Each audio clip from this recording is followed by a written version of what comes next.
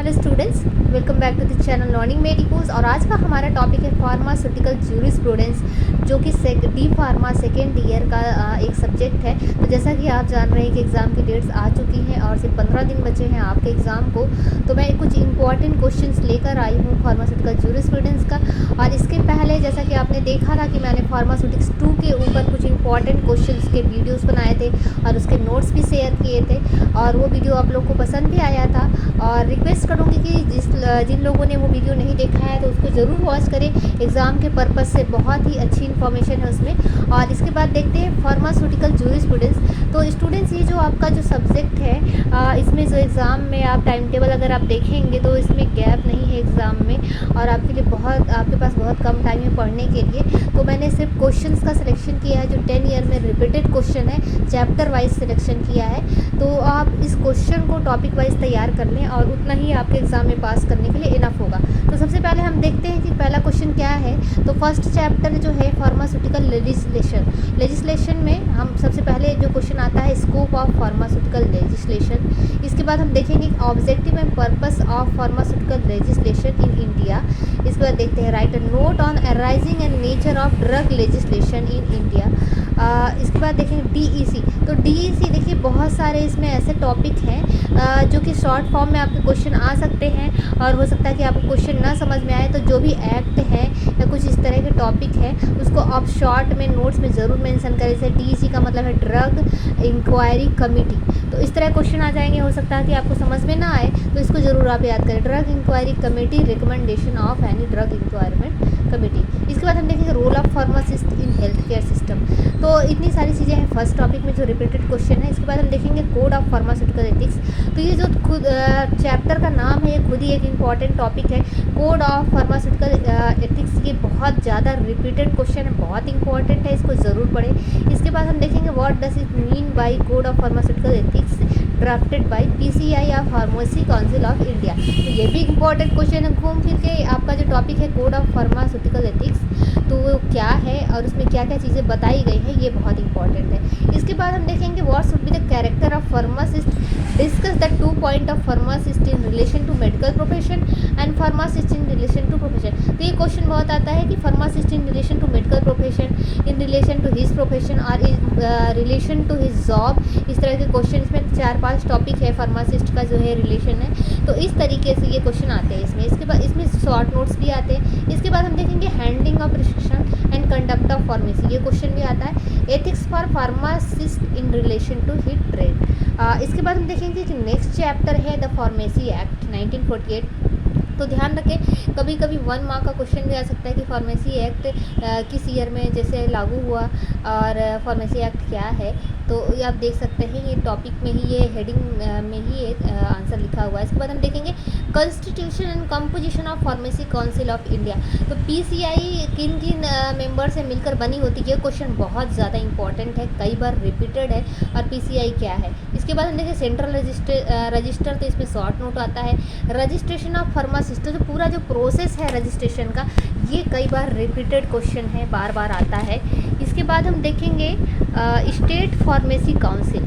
तो state pharmacy council क्या है, इसके बारे में नोट्स आते हैं, शॉर्ट नोट आता है। इसके बाद हम देखेंगे अगला जो चैप्टर है drug and cosmetic act 1940 and rules 1945। तो ये जो है ड्रग एंड कॉस्मेटिक एक्ट, ये बहुत इंपॉर्टेंट टॉपिक है। लगभग पूरे चैप्टर में से क्वेश्चन रिपीटेड क्वेश्चन बार बार आते हैं। इसमें हम सबसे पहले देखेंगे what is drug technical advisory board and members. तो ड्रग एडवाइजरी बोर्ड, इस तरह के क्वेश्चन जो है शॉर्ट नोट्स में कम मार्क्स में आते हैं। और उसके बाद हम शॉर्ट नोट्स में और क्या देखेंगे, miss branded drugs, adulterated drugs, इस पूरी ड्रग्स की डिफिनेशन आती है। फिर उसका देखेंगे prohibition of manufacture and sale of certain drugs and cosmetics, किसका सेल कर सकते हैं, किसका नहीं कर सकते हैं। इसके बाद हम देखेंगे qualification of drug inspector and power of inspector. तो ये क्वेश्चन बहुत ज़्यादा रिपीटेड है कि qualification of drug inspector and power, मतलब जो ड्रग इंस्पेक्टर है उसके पास क्या क्या पावर होती है और किस तरीके से वो इंस्पेक्ट करता है, किस तरीके से वो जांच करता है, ये प्रोसेस भी एग्जाम में आती है। उसके बाद हम देखते हैं ड्रग एंड कॉस्मेटिक एक्ट 1940 क्या है। इसके बाद पेनाल्टी। देखिए पेनाल्टी वाले जो क्वेश्चन है ना स्टूडेंट्स, हर एक चैप्टर से, चाहे वो ड्रग एंड कॉस्मेटिक एक्ट हो या ड्रग एंड मैजिक रेमेडिक एक्ट हो या फिर नारकोटिक वाला जो चैप्टर है, किसी भी चैप्टर से पेनाल्टी ज़रूर पूछता है किसी एक चैप्टर से कि अगर हम वो रूल तोड़ते हैं तो किस तरह की पेनल्टी लगती है, कितने साल की जो है जेल होगी, या फिर कितना फ़ाइन लगता है, या फिर और कोई पेनल्टी है किसी और तरीके से, लाइसेंस से रिलेटेड है, कैंसिलेशन या और कोई चीज़। तो वो ये क्वेश्चन बहुत इंपॉर्टेंट है, ये किसी भी टॉपिक से आ सकता है पेनल्टी वाला क्वेश्चन। तो कुछ पॉइंट्स हैं जो आपको याद करने होंगे। उसके बाद देखते हैं drug and magic remedies, objectionable amendment, objectionable advertisement. तो ये क्वेश्चन ऐसे भी आता है ऑब्जेक्शनल एडवर्टाइजमेंट के नाम से। इसको हम DMR भी बोलते हैं शॉर्ट में। तो आपको सीधा ये क्वेश्चन भी आ सकता है DMR एक्ट। तो आपको ये समझना होगा DMR का मतलब ड्रग एंड मैजिक रेमेडीज़ है। इसके बाद हम देखेंगे introduction to DMR act and its objective. तो हर किसी एक्ट का हमें ऑब्जेक्टिव ज़रूर पता होना चाहिए, उसका फुल फॉर्म हमें पता होना चाहिए, और उसका ऑब्जेक्टिव मतलब उसमें क्या क्या होता है, तो ये इंपॉर्टेंट है। इसके बाद हम देखेंगे कि डिफाइन द टर्म्स। तो इसमें भी छोटे छोटे टर्म्स आते हैं हर चैप्टर से। तो इसमें क्या है, एडवर्टीजमेंट क्या है पूछता है, ड्रग की डिफिनेशन पूछता है, मैजिक रेमेडीज़ पूछता है। इसके बाद हम देखेंगे state the classes of prohibited advertisement as per DMR act. तो ये इसमें कौन कौन से जो एडवर्टाइजमेंट है जो प्रोहिबिटेड है या नहीं कर सकते हैं। इसके बाद हम देखेंगे describe prohibition of misleading advertisement relating to drugs as per DMR act. इसके बाद ऑफेंसेस एंड पेनाल्टी। जैसा कि आपने पहले भी देखा था कि पेनाल्टी वाला क्वेश्चन इसके अदर टॉपिक में भी आया था। पेनाल्टी वाला क्वेश्चन हर किसी में आता है कि क्या इसका जो रूल तोड़ने पे कौन सी पेनाल्टी होती है। इसके बाद देखेंगे 10 diseases or elements of which advertisement are prohibited under DMR act. ये शॉर्ट नोट्स के क्वेश्चन है। इसके बाद देखेंगे narcotic drug and psychotropic substance. बहुत इंपॉर्टेंट टॉपिक है, इसको शॉर्ट में हम NDPS कहते हैं। तो क्वेश्चन में NDPS वर्ड भी मेंशन हो सकता है पूरी डिटेल ना लिखी हो, तो इसको आप ज़रूर ध्यान रखें। इसके बाद व्हाट इज़ नार्कोटिक और साइकोटिक सब्सटेंस, ये छोटे डिफिनेशंस आते हैं, और ये एक्ट क्या है और उसके ऑब्जेक्ट क्या है। तो हर किसी का हमें सबसे पहले एक्ट पढ़ना है हर चैप्टर में, उसके बाद उसका ऑब्जेक्टिव पढ़ना है, उसका फुल फॉर्म पढ़ना है, किस ईयर में लागू हुआ ये पढ़ना है, और वो रूल तोड़ने के बाद जो है क्या जो है पेनाल्टी लगती है। तो इतना क्वेश्चन हमें हर टॉपिक में पढ़ना है। उसके बाद अदर क्वेश्चन है वो मैंने मेंशन ही किया है। Give the operations controlled and regulated by the central government as per NDPS act. तो दो चीज़ें हैं, एक सेंट्रल गवर्नमेंट से रेगुलेट होता है और दूसरा होता है स्टेट गवर्नमेंट से। तो दोनों केस में किस तरीके से कंट्रोल किया जाता है ये क्वेश्चन आता है। इसके बाद explain the offences and penalties. तो पेनाल्टीज आपने देखा फिर से रिपीट हुआ है of NDPS act. Discuss the cultivation of opium poppy and poppy straw according to DPS act. तो इसमें जो है नारकोटिक ड्रग्स के कुछ एग्जांपल दिए गए हैं इस चैप्टर में, जैसे ओपियम है, अफीम है, या और कुछ है, कैनाबिस है। तो उसके बारे में इसमें जो पॉपी है ना, इसके बारे में डिटेल एक बार क्वेश्चन आया, एक बार या कई बार रिपीटेड भी है क्वेश्चन, लेकिन इस सिर्फ ओपियम का ही बार बार पूछा जाता है। और इसमें जो पेनाल्टी वाला क्वेश्चन है आप देख सकें बहुत इंपॉर्टेंट है और रिपीटेड क्वेश्चन है। इसके बाद हम अगला टॉपिक देखेंगे drug and price control order और DPCO जो एक्ट है वो 1995 में पास हुआ था, और इसके ऊपर शॉर्ट नोट क्वेश्चन आता है। और इसके बाद डिटेल्स अगर हम देखेंगे और क्या क्वेश्चन इसमें आते हैं, तो describe the method of price fixing and how is fixation of price of bulk drugs is done. इसके बाद एक इंपॉर्टेंट क्वेश्चन है शॉर्ट नोट में, रिटेल प्राइस फार्मूलेशन। तो इसका एक फार्मूला है, उसको कैसे कैलकुलेट करते हैं, और उस फार्मूले में जो शॉर्ट पॉइंट्स बताए गए हैं उसकी डिटेल्स क्या है या इसका फुल फॉर्म क्या है, जैसे RP का मतलब है रिटेल प्राइस। तो ये क्वेश्चन बहुत ज़्यादा रिपीटेड है एग्ज़ाम में और बार बार पूछा जाता है। इसके बाद हम देखते हैं डिफाइन द टर्म्स। तो इस हर एक टॉपिक में कुछ छोटे छोटे क्वेश्चन हैं शॉर्ट नोट्स के। तो इसमें क्या है, retailer, distributor, wholesaler and wholesale distribution. तो होलसेल वाला जो क्वेश्चन है काफ़ी रिपीटेड है।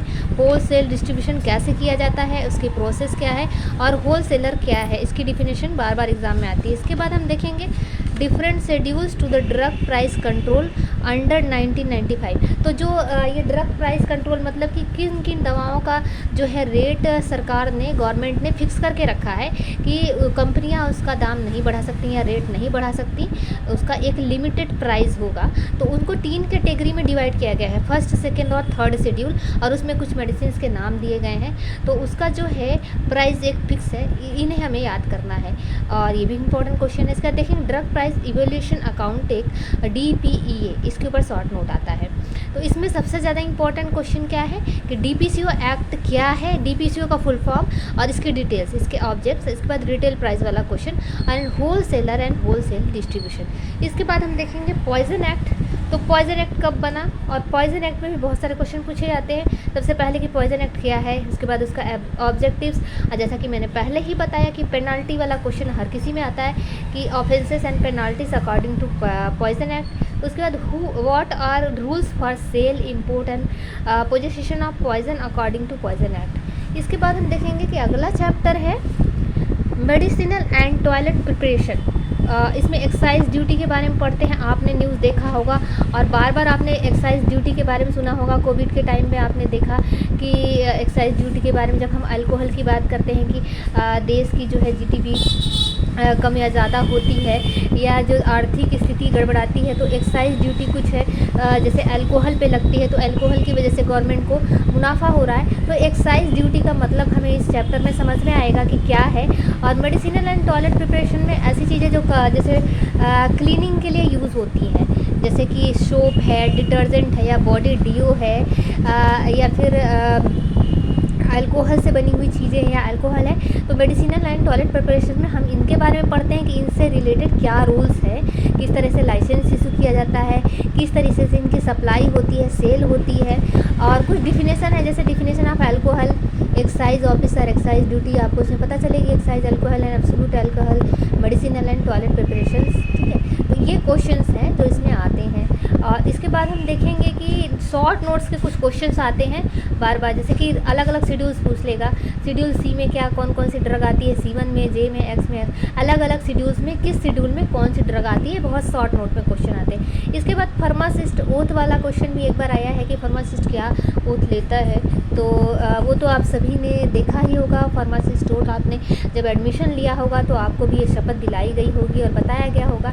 इसके बाद देखते हैं कैंसिलेशन ऑफ रजिस्ट्रेशन, कि किस केस में रजिस्ट्रेशन कैंसिल हो जाता है या किस तरीके से होता है। इसके बाद एक और क्वेश्चन आता है RMP या रजिस्टर्ड मेडिकल प्रैक्टिशनर, इसका मतलब पूछता है। फिर रजिस्टर्ड फार्मासिस्ट क्या होता है, ड्रग्स की लेबलिंग एंड पैकेजिंग कैसे होती है, इसके ऊपर भी क्वेश्चन आता है। OTC ड्रग क्या है, रेस्ट्रिक्टेड लाइसेंस क्या है, कॉस्मेटिक क्या है, bonded manufacturing and bonded laboratory के ऊपर क्वेश्चन आता है। क्वालिफिकेशंस ऑफ गवर्नमेंट एनालिस्ट, इसके अलावा administrative bodies, drug consultative committee, तो इन सब के ऊपर जो है शॉर्ट नोट्स आते हैं। इसके बाद एक चैप्टर और रह गया है मेडिकल टर्मिनेशन ऑफ प्रेगनेंसी 1971, तो इसमें दो ही क्वेश्चन बनते हैं कि ये एक्ट क्या है। तो ये एक्ट क्या कहता है कि कौन जो है टर्मिनेशन ऑफ प्रेगनेंसी जो लीगली जो है किसको राइट है, किस डॉक्टर को राइट है कि वो प्रेगनेंसी को टर्मिनेट कर सकता है। उसके बाद व्हेन टू टर्मिनेट, कब तक टर्मिनेट किया जा सकता है या कब तक अबॉर्शन किया जा सकता है, कब तक लीगल है, किस कंडीशन में लीगल है और किस में इलीगल है, और क्या क्या शर्तें हैं डॉक्टर्स के लिए, क्या क्या नियम है, और कौन ये जो है टर्मिनेशन कर सकता है। तो ये रहे सारे इंपॉर्टेंट क्वेश्चन जो है फार्मास्यूटिकल जूरिस्प्रूडेंस। तो जूरिस्प्रूडेंस, हाँ, सबसे लास्ट में मैं एक इंपॉर्टेंट चीज़ बताऊंगी कि जूरिस्प्रूडेंस जो हम टॉपिक पढ़ रहे हैं एक्चुअली इसका मतलब क्या है। मैंने स्टार्टिंग में आपको नहीं बताया, कुछ लोगों को ये टॉपिक टफ लगता होगा लेकिन बहुत ईजी टॉपिक है। जूरिस्प्रूडेंस का सीधे सीधे मतलब है जूरी से। जूरी का मतलब कोई भी लीगल चीज़ जो होती है, लीगल किसी भी चीज़ से जुड़ी हुई या फार्मास्यूटिकल जो कंपनियों से जुड़ी हुई या उसकी प्रिपरेशन से, मैन्युफैक्चरिंग से, सेल से जुड़ी हुई जो लीगल व्यवस्थाएं हैं, जो कानूनी और गैर कानूनी जो हम कहते हैं, जो नियम बनाए गए हैं कायदे कानून या संविधान की तरफ से कि ऐसा होना चाहिए, ऐसा नहीं होना चाहिए, कुछ शर्तें रखी गई हैं, तो उन सब के बारे में जो हम चीज़ें पढ़ते हैं तो उसे कहते हैं जूरिस्प्रूडेंस। तो ये फार्मास्यूटिकल जूरिस्प्रूडेंस के इंपॉर्टेंट क्वेश्चन आपके ख़त्म हुए और उम्मीद है कि ये क्वेश्चन एग्ज़ाम में आपके लिए काफ़ी हेल्प करेंगे। आप सीधे सीधे इनके नोट्स बना लीजिए और सीधा direct to the point answers लिखिए और इतने क्वेश्चन में आपके अच्छे खासे नंबर आ जाएंगे। और अगर क्वेश्चन रिपीट नहीं भी होते हैं तो भी पासिंग मार्क्स तो बहुत अच्छे से आ जाएंगे, पासिंग मार्क्स से ज़्यादा ही आ जाएंगे क्योंकि लगभग सभी टॉपिक्स और सभी चैप्टर्स इसमें कवर हैं। तो अगर आपको वीडियो पसंद आया तो लाइक ज़रूर करें और स्टूडेंट तक शेयर करें ताकि और बच्चों को इसका फ़ायदा हो सके। और वेट करें अगले वीडियो का, उसके लिए आप चैनल को सब्सक्राइब ज़रूर करें ताकि मैं जब भी नया वीडियो अपलोड करूं सबसे पहले उसकी नोटिफिकेशन आपको मिल जाए। धन्यवाद।